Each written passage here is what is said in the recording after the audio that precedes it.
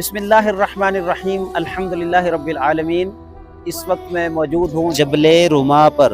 میدان احد میں ایک چھوٹی سی پہاڑی ہے جس جبل روما کہا جاتا ہے، اور اس کی تاریخ یہ ہے کہ جنگ احد میں رسول اللہ صلی اللہ علیہ وسلم نے اس پہاڑی پر 50 تیر اور نازوں کا ایک دستہ مقرر کیا تھا حضرت عبداللہ بن جبیر رضی اللہ تعالیٰ عنہ کی قیادت پہ، کہ جب تک میں حکم نہ دوں آپ نے یہ مقام نہیں چھوڑنا۔ تو جب مسلمان جنگ جیت چکے تو صحابہ جو اس پر تعینات تھے انہوں نے یہ سمجھا کہ اب تو جنگ ختم ہو چکی ہے اور مال غنیمت اکٹھا کیا جا رہا تھا، تو وہ بھی اس پہاڑی سے اتر کر مال غنیمت اکٹھا کرنے میں مصروف ہوئے۔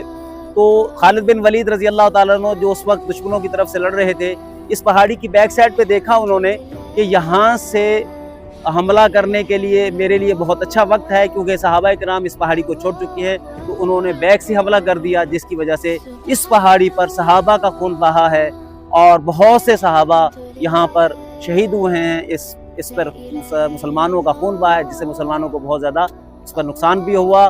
اللہ تعالیٰ سے دعا ہے کہ اللہ تعالیٰ ہمیں اس مقدس مقامات کی صحیح معنوں میں ادب و احترام کے ساتھ زیارت کی توفیق عطا فرمائے۔